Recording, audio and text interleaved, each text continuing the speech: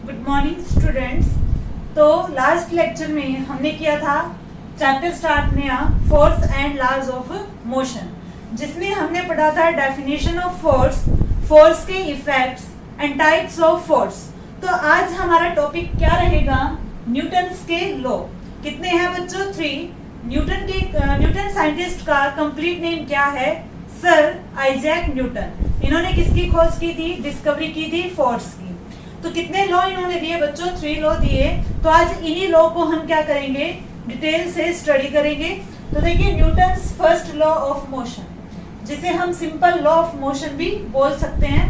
तो न्यूटन का जो फर्स्ट लॉ है बच्चों, वो क्या कहता है कि अगर कोई बॉडी रेस्ट में है, यानी कि according to this law, if a body is in state of rest, यानी कि स्टेट ऑफ रेस्ट में है, तो वो स्टेट ऑफ रेस्ट में ही रहेगी, यानी कि इट रिमेन्स एट रेस्ट। और अगर कोई बॉडी मोशन में है तो वो क्या रहेगी? मोशन में ही रहेगी, जब तक कि unless no external force acts on it, जब तक कि कोई एक्सटर्नल फोर्स उस ऑब्जेक्ट पर काम ना करे। जैसे कि टेबल पे एक बुक है, टेबल पे बुक रखी है, वो रखी ही रहेगी जब तक कि आप बाहर से कोई फोर्स उस पे नहीं लगाओगे। इसी टाइप से जैसे कि रोड पर कोई कार मूव कर रही है, वो मूव करती ही जाएगी, जब तक कि आप क्या ना करो, फोर्स ना लगाओ। फोर्स कैसे बच्चों? जब तक कि आप क्या करोगे? ब्रेक लगाओगे। जब आप ब्रेक लगाओगे, ब्रेक लगाने के लिए हमें फोर्स चाहिए होगी, यानी कि अगर कोई बॉडी किसी भी स्टेट में होती है तो वो उसी स्टेट में रहती है जब तक कि बाहर से कोई फोर्स उसके ऊपर काम ना करे। इसी के अंदर बच्चों हम पढ़ेंगे इनर्शिया के बारे में। तो देखिए, इनर्शिया क्या होता है? अगर बात करें इस वर्ड के मीनिंग की, तो इनर्शिया वर्ड का मीनिंग क्या होता है? अपोज, या फिर हम इसे क्या बोलेंगे? या फिर इसे हम बोलेंगे रेसिस्ट। रेसिस्ट या अपोज का मीनिंग होता है विरोध करना। इसका मीनिंग क्या है कि क्या है ये? देखिए, इनर्शिया इनहेरेंट प्रॉपर्टी होती है ऑब्जेक्ट्स की। इनहेरेंट प्रॉपर्टी का मीनिंग होता है इंटरनल प्रॉपर्टी होती है, ये ऑटोमेटिकली इंटरनल होती है, ठीक है। अब क्या होगी इनर्शिया का मीनिंग? क्या होगा? देखिए, it is the property of objects due to which an object resist any change in its state. It means बच्चों क्या है? अगर कोई ऑब्जेक्ट स्टेट पे है और वो क्या करेगी? मोशन में आएगी, तो क्या होगा? पहले वाले स्टेट का अपोज होगा। जैसे कि रेस्ट से मोशन में आई, तो पहले वाली स्टेट क्या थी? रेस्ट की थी, यानी कि रेस्ट का क्या होगा? अपोज होगा। लाइक दिस, अगर कोई ऑब्जेक्ट मोशन में है तो मोशन से अगर वो रेस्ट में आएगी तो पहले मोशन वाली का क्या होगा? अपोज होगा। इसी को क्या कहा जाता है? इनर्शिया कहा जाता है। यानी कि it is the property of objects due to which ये क्या करती है? कोई भी ऑब्जेक्ट रेसिस्ट करती है, विरोध करती है। अब बात करें अगर इनर्शिया के टाइप्स की, तो टाइप्स देखिए बच्चों, 3 टाइप होते हैं इसके। फर्स्ट है inertia of rest. Inertia of rest के बाद सेकंड है inertia of motion and third है इनर्शिया ऑफ डायरेक्शन।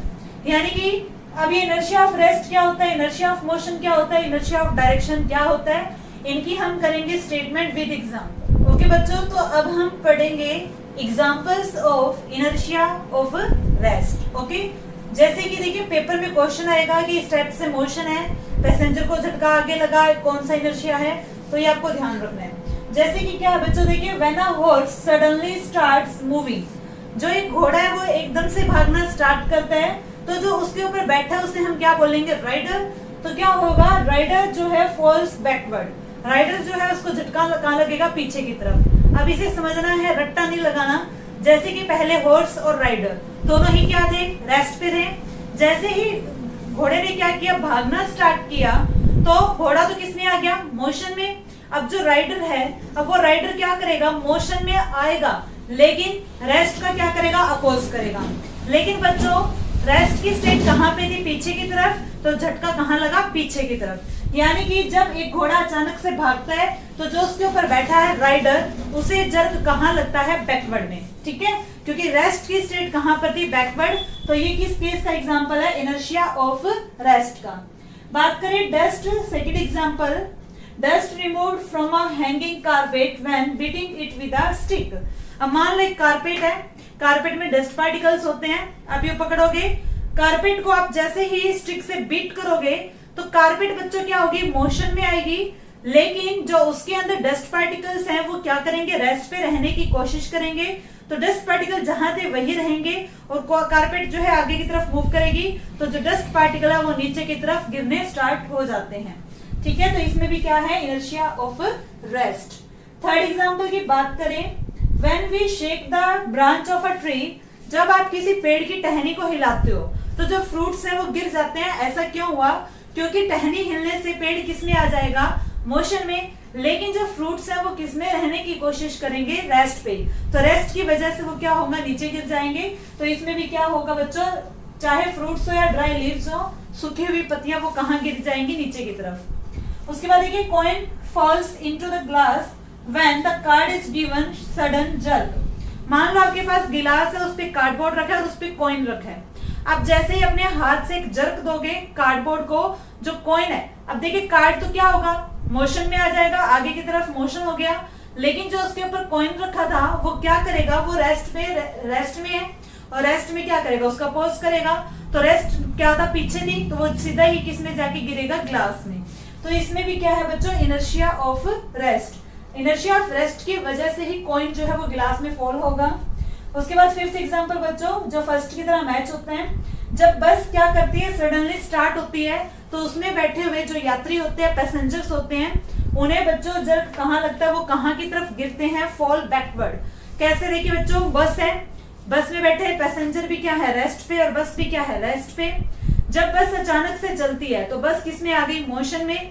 अब जो उसमें बैठे पैसेंजर हैं, उनके जो पैर है बच्चों, वो बस के क्या है, कॉन्टेक्ट में है, लेकिन अपर बॉडी क्या करेगी, पहले रेस्ट में थी, रेस्ट का अपोज करके ही किस में आएगी, मोशन में। लेकिन रेस्ट की स्टेट कहाँ पे थी, पीछे की तरफ। तो जो बस में बैठे पैसेंजर्स हैं, उन्हें जर्क कहाँ लगेगा, बैकवर्ड साइड। तो इसमें भी क्या है बच्चों, इनर्शिया ऑफ रेस्ट है। ये सब आप 5 एग्जांपल हैं आपके जो कि इनर्शिया ऑफ रेस्ट के हैं। बात करें examples of inertia of motion की, तो इसमें क्या होगा बच्चों, जब एक हॉर्स रनिंग करता है, भाग रहा था, ठीक है, और एकदम से रुकता है, तो राइडर को देखना झटका कहाँ लगता है, आगे की तरफ। अब ऐसा क्यों हुआ, जैसे ही घोड़े ने क्या किया, भागना बंद किया, तो वो मोशन से किस में आ गया, रेस्ट में। उसके ऊपर बैठा जो राइडर है, ठीक है, अब क्या करेगा, वो मोशन में था, रेस्ट में आने के लिए पहले वाली स्टेट का क्या करेगा, अपोज करेगा। वो रेस्ट पे आएगा जब वो मोशन का अपोज करेगा, और मोशन कहाँ पर था, आगे की तरफ, तो उसे झटका कहाँ लगेगा, आगे की तरफ। देखिए स्टूडेंट्स, अब हम बात करेंगे example of inertia of motion की। तो एक आपने देखा, अब सेकंड देखिए, एथलीट क्या करता है बच्चों, रन करता है for a certain distance before taking a long jump. जब वो लॉन्ग जंप करता है तो देखिए आपने देखा होगा कि क्या करते हैं, एथलीट वगैरह पीछे से भागते हुए आते हैं। ऐसा क्यों होता है, क्योंकि मोशन की वजह से वो आगे की तरफ गिरते हैं। जैसे कि कहते हैं कि चलती हुई बस से उतरना बड़ा हानिकारक होता है, ऐसा क्यों, वहां भी कौन सा इनर्शिया लगेगा, इनर्शिया ऑफ मोशन। कैसे, मान लो देखो, आगे वाली खिड़की से उतरना सेफ नहीं है, पीछे वाली से उतर सकते हो। कैसे बच्चों, अब आप आगे वाली खिड़की से उतरे हो, एकदम से चलती बस से आपने जंप किया, ठीक है, तो एकदम से आपके जो लोअर पोर्शन है वो किस में आ गया, रेस्ट पे। लेकिन जो अपर पार्ट था वो क्या करेगा, पहले वाली स्टेट का अपोज करेगा, और पहले वाली स्टेट क्या थी, मोशन थी, और मोशन किस तरफ हो रहा था, आगे की तरफ। तो जैसे ही चलती बस से कोई यात्री कूदता है तो वो कहाँ गिरेगा, आगे की तरफ, और आगे की तरफ गिरेगा तो टायर के आगे, टायर के नीचे आ सकता है, ठीक है। तो इसीलिए चलती हुई बस से कूदना हानिकारक होता है।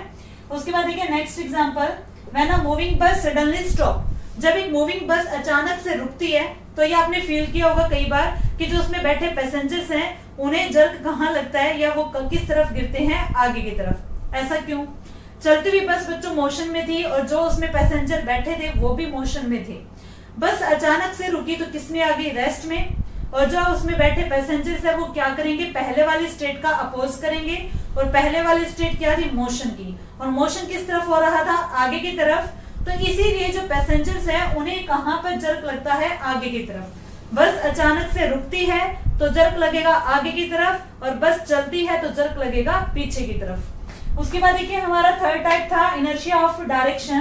तो इसमें एग्जांपल्स क्या होंगे बच्चों, जैसे कि आपने देखा होगा कि आप कहीं पर जा रहे हो और एकदम से सर्कुलर ट्रैक आता है, तो बस जब किसी भी सर्कुलर ट्रैक पे या रोड पे क्या करती है, टर्न लेती है, तो आप भी क्या है सेंटर से थोड़ा दूर हो जाते हो।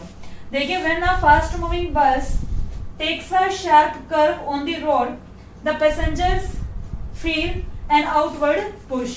तो ऐसा क्यों होता है? ऐसा होता है इनर्शिया ऑफ डायरेक्शन की वजह से। इसमें आप एक एग्जांपल और राइट कर सकते हो, जैसे कि हमने एक थ्रेड से एक स्टोन बांधा, धागे से पत्थर बांध के अगर आप ये रोटेट करते हो तो एकदम से अगर धागा टूट जाता है तो पत्थर जो होगा वो टेंजेंशियली जाके गिरेगा। जिस सर्कल हॉरिजॉन्टल सर्कल में वो पत्थर रोटेट कर रहा था उसके टेंजेंशियली क्या होता है, वो स्टोन जाके गिरता है। तो ऐसे केस में क्या होगा, इनर्शिया ऑफ डायरेक्शन। तो ये थे बच्चों फर्स्ट लॉ ऑफ न्यूटन, जिसमें हमने क्या क्या पढ़ा। फर्स्ट लॉ ऑफ न्यूटन की स्टेटमेंट, नंबर 2 आपने पढ़ा इसी में इनर्शिया क्या होता है, इनर्शिया कितने टाइप्स का होता है, तीनों के एग्जाम्पल जो कि एग्जामिनेशन पॉइंट ऑफ व्यू के अकॉर्डिंग क्या है, इंपॉर्टेंट है। अब हम बात करेंगे न्यूटन के सेकंड लॉ ऑफ मोशन की, लेकिन उससे पहले हमें पढ़ना है कि मोमेंटम क्या होता है। तो देखिए स्टूडेंट्स, अब हम पढ़ेंगे Newton second law of motion. तो फर्स्ट लॉ आपने अच्छे से किया, अब हम करेंगे सेकंड लॉ, लेकिन सेकंड लॉ करने से पहले बात करेंगे मोमेंटम की। तो देखिए बच्चों, मोमेंटम वर्ड का मीनिंग क्या होता है? तो मोमेंटम जो शब्द हम बोलते हैं, जो वर्ड हम यूज करते हैं, उसका मीनिंग है मोशन। इट मीन्स अगर हम मोमेंटम की कंप्लीट डेफिनेशन की बात करें तो क्या होगा, quantity of motion content in a body, कि किसी भी बॉडी में क्वांटिटी ऑफ मोशन कितनी है। देखिए हर बॉडी में क्या है, क्वांटिटी होती है, वो उतना ही मोशन टॉलरेट कर सकती है। जैसे कि आपने देखा होगा संसार का जो वर्ल्ड का सबसे बड़ा झूला होता है वो कौन सा होता है, मैरीगो राउंड। तो कई लोगों को उसमें चक्कर या वॉमिटिंग वगैरह आने लगती है, क्योंकि उनकी भी क्या होती है, लिमिट होती है बॉडी की जो मोशन को टॉलरेट कर सकती है। तो बात करें मोमेंटम के टाइप्स की, तो मोमेंटम 2 टाइप्स का होता है। फर्स्ट है बच्चों linear momentum and second one angular momentum. देखिए लीनियर मोमेंटम है तो ये 1D के लिए यूज होगा। एंगुलर मोमेंटम की बात करें तो ये सर्कुलर मोशन के लिए यूज होता है, बिकॉज इसका नेम क्या है, एंगुलर, एंड एंगुलर कहां पे होगा, सर्कुलर मोशन में। तो देखिए हमारे सिलेबस में मेनली है बच्चों लीनियर मोमेंटम, लेकिन साथ में आप एंगुलर मोमेंटम थोड़ा सा देख लो, वैसे तो ये आप हायर क्लासेस में जाके पढ़ोगे। तो देखिए लीनियर मोमेंटम को बात करें डिनोट करने की, तो डिनोट कैसे किया जाता है, ये P से। लीनियर मोमेंटम किससे डिनोट किया जाता है, P से, स्मॉल p से। और बात करें एंगुलर मोमेंटम की, तो बच्चों एंगुलर मोमेंटम को डिनोट किया जाता है कैपिटल L से। उसके बाद देखिए ये क्या है, वेक्टर क्वांटिटी, और एंगुलर मोमेंटम क्या है बच्चों, ये भी वेक्टर क्वांटिटी ही है। उसके बाद देखिए लीनियर मोमेंटम की डेफिनेशन क्या होगी, it is defined as product of mass and velocity, यानी कि P किसके इक्वल होगा, m और v के। m क्या है, मास है, और v क्या है, वेलोसिटी है। तो देखिए जो मोमेंटम है बच्चों, उसकी डायरेक्शन की बात करें तो जिस डायरेक्शन में बॉडी मूव कर रही है या जिस डायरेक्शन में बॉडी की वेलोसिटी है, उसी डायरेक्शन में क्या होगा, लीनियर मोमेंटम होगा। यानी कि देखिए v के ऊपर वेक्टर है, p के ऊपर भी वेक्टर, और p की डायरेक्शन किस पे डिपेंड करेगी, v की डायरेक्शन पे।